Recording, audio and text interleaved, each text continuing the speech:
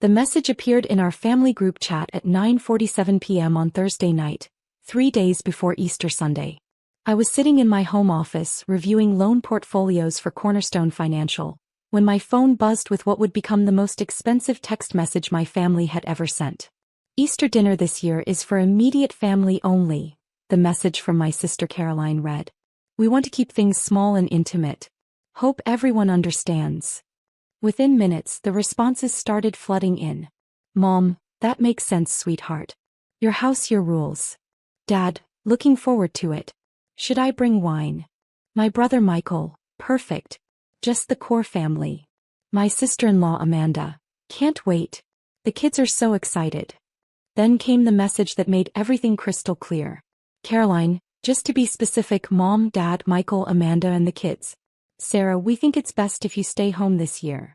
I stared at my phone, reading the message twice to make sure I understood correctly. My entire family would be gathering for Easter dinner, and I was explicitly uninvited. The follow-up messages explained their reasoning. "Michael, nothing personal, Sarah. We just want a peaceful holiday without any drama. Caroline, you've been distant lately and we think some space might be good for everyone. Amanda, maybe next year when things are less complicated." Less complicated. That was rich, considering I'd been the one quietly solving their financial complications for the past 18 months. I typed back, "Understood. Enjoy your day." What they didn't understand was that their intimate family gathering was only possible because of loans I'd personally approved through Cornerstone Financial. Caroline's house, where they'd be enjoying their family-only Easter, was mortgaged through my company. So was Michael and Amanda's home. Even Mom and Dad's refinancing last year had gone through Cornerstone. None of them knew I owned the company. To them I was just Sarah, the family member who'd become distant and complicated after my divorce 2 years ago. The one who didn't fit into their suburban family gatherings anymore. But I hadn't become distant by choice. I'd become distant because every family gathering turned into an interrogation about my personal life, my career choices, and my failure to remarry and settle down properly. "Sarah's going through a phase," Caroline had explained to relatives at Christmas. "We're hoping she'll figure things out soon." The phase she was referring to was building a multi-million-dollar financial services company from the ground up. Apparently, that was less impressive than her husband Derek's middle management position at an insurance company. Friday morning I called my business partner and CFO Marcus Rodriguez. "Marcus, I need you to run a report on our current mortgage holders." "Which portfolio?" "The Bennett family accounts." "All of them." "Sarah, is everything okay? You sound upset." "I'm fine. Just checking on some family investments." 20 minutes later, Marcus sent me the comprehensive report. Caroline and Derek's mortgage, $347,000 remaining balance, monthly payment of $2,890. Michael and Amanda's mortgage, $289,000 remaining, monthly payment of $2,340. Mom and Dad's refinanced mortgage, $156,000 remaining, monthly payment of $1,675. All three families had pristine payment histories. All three had received favorable interest rates because I'd personally reviewed and approved their applications. And all three had Easter Sunday payments scheduled for automatic withdrawal. I spent Friday afternoon walking around my neighborhood, thinking about family dynamics and financial leverage. I'd built Cornerstone Financial over 7 years, starting with a small business loan and growing it into one of the region's most successful independent mortgage companies. We held over $200 million in residential loans and employed 43 people. But to my family, I was just Sarah who worked in finance and couldn't seem to get her personal life together. Saturday evening, I made a decision that would change everything. I called our automated payment processing center and placed temporary holds on 3 accounts, effective immediately. The holds would prevent the scheduled Sunday payments from processing, triggering automatic notifications to the borrowers about failed transactions. Sunday morning, Easter Sunday, I was having coffee and reading the newspaper when my phone started ringing at 8:15 a.m. "Sarah." Caroline's voice was panicked. "Are you awake? We have an emergency." "What's wrong?" "Our mortgage payment was declined. Derek is at the bank right now, but they're saying there's some kind of problem with the loan company. The automated system says our payment failed, but we have plenty of money in our account. That sounds frustrating. It is. And the worst part is we can't reach anyone at the mortgage company because it's Easter Sunday. Derek is freaking out because he's worried this will affect our credit score. I'm sure it'll get sorted out. But Sarah, what if it doesn't? What if there's some kind of mistake and they think we missed a payment? We've never missed a payment in 8 years. Before I could respond, my call waiting beeped. It was Michael. Caroline, I need to take this other call. I'm sure everything will work out. Michael, what's up? Sarah, thank God you answered. We're having some kind of banking crisis over here. Our mortgage payment bounced this morning, but Amanda swears she set up the automatic transfer correctly. That's weird. It's not weird, it's terrifying. Amanda is crying because she thinks she messed up our finances somehow. The mortgage company's automated message says to call back during business hours, but that's not until Tuesday because of the holiday. Tuesday seems like a long time to wait. Exactly. Sarah, you work in finance, right? Do you know anything about mortgage processing errors? I chose my words carefully. Sometimes payment processing systems have glitches, especially over holiday weekends. Usually everything gets resolved once the business offices reopen. But what if they report us as delinquent? We're trying to refinance our car loan next month. My phone buzzed with another call. Dad. Michael, I should take this. It might be important. Sarah, sweetheart, are you having any problems with your bank today? No, Dad. Why? Your mother and I woke up to a message saying our mortgage payment failed to process. We're trying to figure out if it's a bank holiday issue or something wrong with our account. Did you call the mortgage company? We tried, but we just get a recording. The company is called Cornerstone Financial. Have you heard of them? I paused. I might have heard the name. Well, we're supposed to have brunch with the neighbors in an hour, but your mother is too stressed to leave the house. She's convinced we're going to lose our home over a missed payment. Mom's worried about one missed payment? You know how she is about financial obligations. She's never missed a bill in 43 years of marriage. This is devastating for her. Over the next hour, I received 6 more calls from various family members, all panicked about their mysteriously declined mortgage payments. The irony wasn't lost on me. The family that had excluded me from their Easter gathering was now desperately calling me for financial advice. At noon, Caroline called again. Sarah, I hate to bother you again, but Derek is having a complete meltdown. He's convinced this payment error is somehow connected to his work performance review next week. How would a mortgage payment affect his work review? He thinks his boss will find out about financial problems and question his reliability. Sarah, you know about banking stuff. Is there any way to fix this today? Caroline, most financial offices are closed on Easter Sunday. But there has to be someone we can call. Some emergency number or something. I was quiet for a moment, considering my options. Caroline, can I ask you something? Of course. Yesterday you said Easter was for real family only. What did you mean by that? Sarah, we don't have time for family drama right now. We're in financial crisis. I'm not trying to create drama.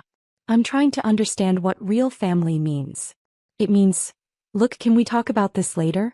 Right now I need to figure out how to reach someone at this mortgage company. What's the name of the company again? Cornerstone Financial. Derek found their website, but there's just a generic contact form and an emergency number that goes to voicemail. Have you tried looking up the company ownership? Sometimes if you know who runs the company, you can find alternative contact information. That's a great idea. Derek, did you hear that? Sarah thinks we should look up who owns Cornerstone Financial. I heard Derek in the background. I'm Googling it now. Okay, it looks like it's privately owned. The CEO is listed as, oh, that's weird. What's weird? Caroline asked. The CEO has the same last name as Sarah. Sarah Mitchell. But that's probably just a coincidence, right? The line went completely silent. Caroline, are you there? Sarah. Caroline's voice was very quiet. Derek just found the Cornerstone Financial website. The CEO is named Sarah Mitchell. Okay. Sarah, is that you? Is what me? Are you the CEO of our mortgage company? I took a deep breath. Yes. The silence stretched so long I thought the call had dropped. Caroline. You own our mortgage? I own the company that holds your mortgage, yes. For how long? I founded Cornerstone 7 years ago.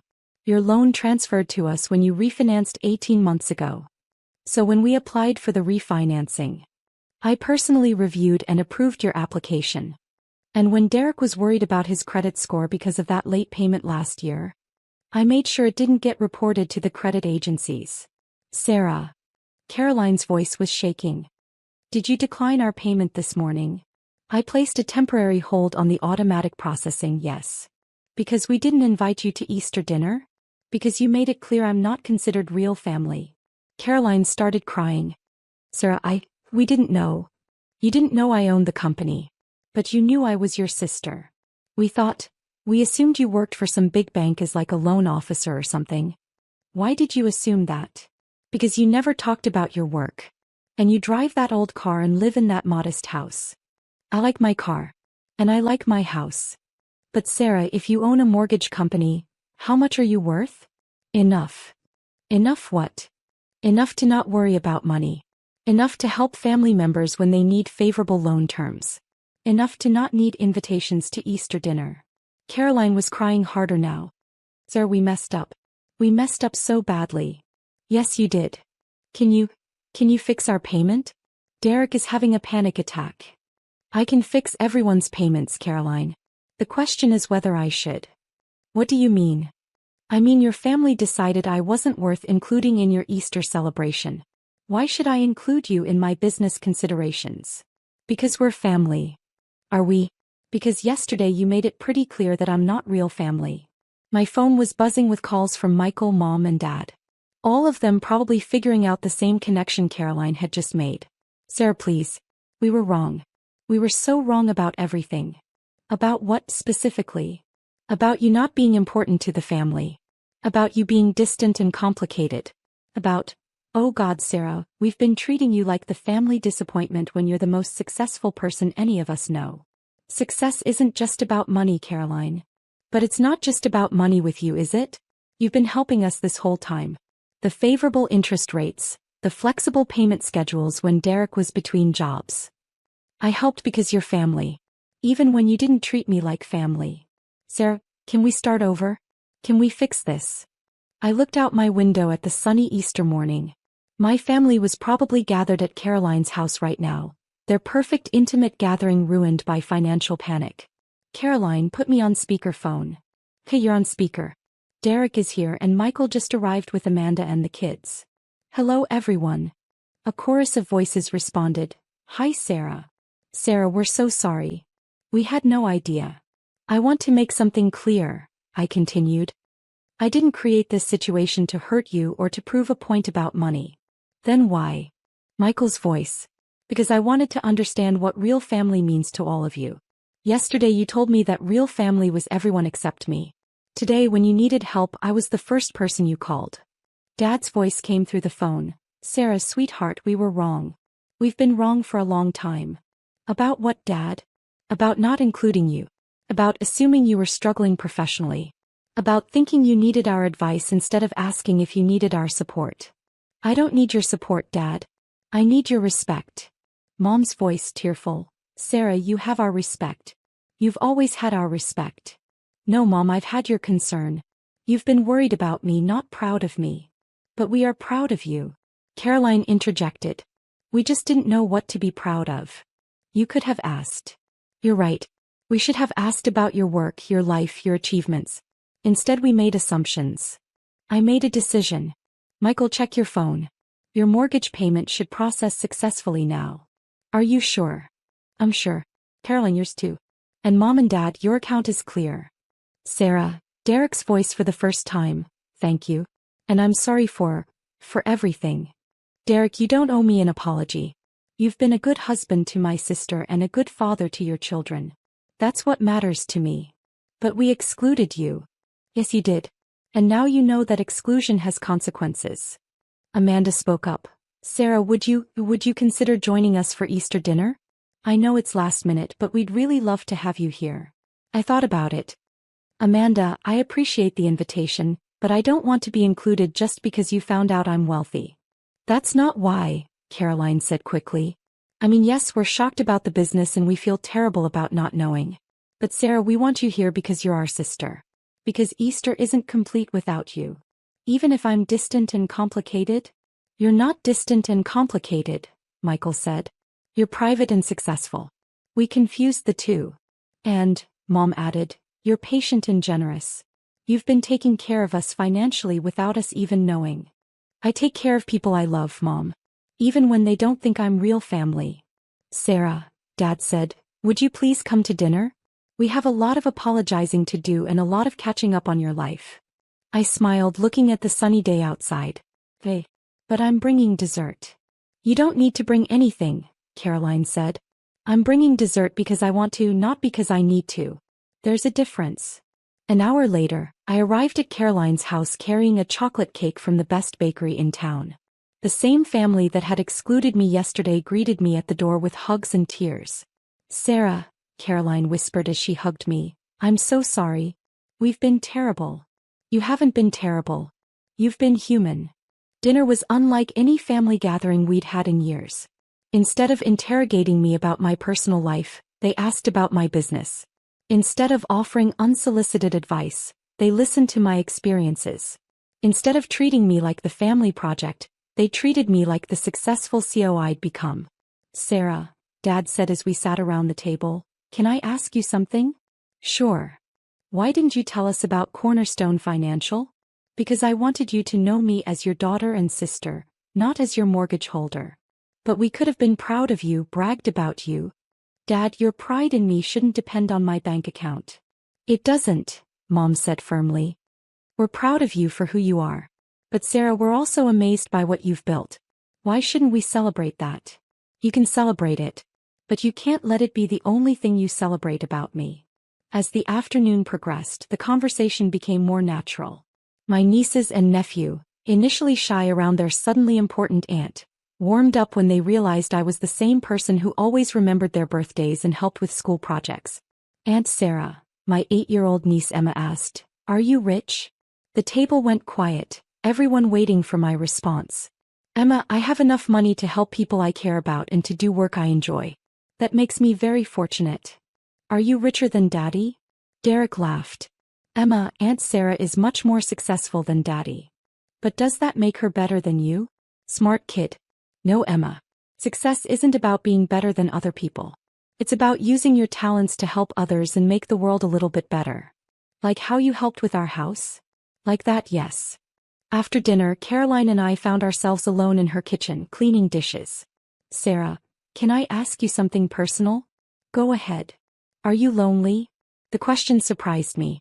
Sometimes. Aren't we all? I mean, with your divorce and building this big business, do you feel like you're missing out on the family stuff we all have? I considered the question carefully. Caroline, I chose to build something meaningful with my life. That meant making sacrifices and prioritizing differently than you did. I don't regret those choices. But do you want what we have? The marriages, the kids, the suburban life. I want what makes me happy. Some of that overlaps with what makes you happy and some of it doesn't. And what makes you happy? Building something that lasts. Helping people achieve their dreams of homeownership. Having financial security and independence. And yes, having family relationships that are based on mutual respect rather than obligation. Caroline smiled. I think we can do better on that last part. I think so too. As I prepared to leave that evening, the whole family gathered at the door. Sarah, Mom said, we want you to know that you're always welcome here. Not because of your business success, but because you're our daughter and sister. And, Michael added, we want to know more about your life. The real details, not just the surface stuff. I'd like that. One more thing, Caroline said. Next holiday, we're not making any guest lists without talking to everyone first. That sounds fair. Dad hugged me tightly. Sarah, I'm proud of the woman you've become. I should have told you that more often. You're telling me now, Dad. That's what matters. As I drove home, I reflected on the day's events. My family had learned that excluding me had financial consequences they hadn't anticipated. But more importantly, they'd learned that I was a person worth including regardless of those consequences. The mortgage payment drama had been resolved, but the relationship dynamics had shifted permanently. They now knew I was successful and capable of taking care of myself. I now knew they were capable of apologizing and changing their behavior. Monday morning, I called Marcus to debrief on the weekend's events. "So let me get this straight," he said. "You held up their mortgage payments to prove a point about family inclusion?" "I held up their mortgage payments to demonstrate the consequences of exclusion. And it worked. It opened a conversation that needed to happen." "Sarah, that was either brilliant or completely insane." "Maybe both. But Marcus, they needed to understand that relationships have consequences. They couldn't keep treating me as optional family while expecting me to treat them as priority family. And now we're building something more honest. They know who I really am, and I know they're capable of respecting that person." The following Sunday, Caroline called to invite me to lunch. "Just the two of us," she said. "I want to hear about your business, your goals, your life. The real details, not the polite small talk we've been doing for years." "I'd like that. And Sarah, no more family events without you. You're not optional family. You never were." That lunch turned into a 3-hour conversation about everything we'd been too polite or too proud to discuss before. Caroline learned about the challenges of building a business, the satisfaction of helping families achieve homeownership, and the loneliness that sometimes came with success. I learned about her fears as a mother, her pride in Derek's steady progress at work, and her regret about not being a better sister during my divorce. "Sarah," she said as we parted ways, "I have one more confession." "What's that?" "I've been bragging about you all week. I told my neighbors, my book club, even Derek's boss. My sister owns a mortgage company and I had no idea how amazing she was." "Caroline." I know. You don't want to be loved just for your success. But Sarah, can't I be proud of your success and love you for who you are?" I smiled. "Yes. You can do both." 6 months later, family gatherings had completely transformed.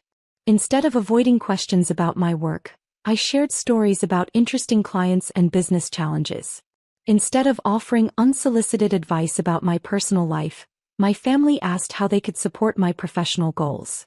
Most importantly, invitations were never assumed. Every gathering included a conversation about who would be attending and why, ensuring that no one felt excluded or taken for granted.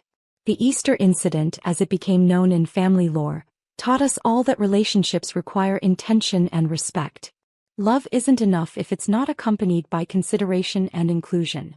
And sometimes, the most valuable lesson you can teach people is that excluding you comes with a cost, not because you're vindictive but because you're valuable. My family learned that I was worth including not just because I could help them financially, but because I brought something unique and important to our relationships. They learned to see me as a person, not a project. I learned that sometimes you have to demonstrate your value before people will recognize it, and that's okay. What matters is building relationships based on mutual respect rather than assumptions or obligations. The mortgage payments never failed again. But more importantly, the invitations never stopped coming, and they always included a genuine desire for my presence rather than a polite obligation to extend them. Sometimes the best investments aren't the ones that pay financial returns. Sometimes they're the ones that pay dividends in respect, understanding, and authentic family relationships.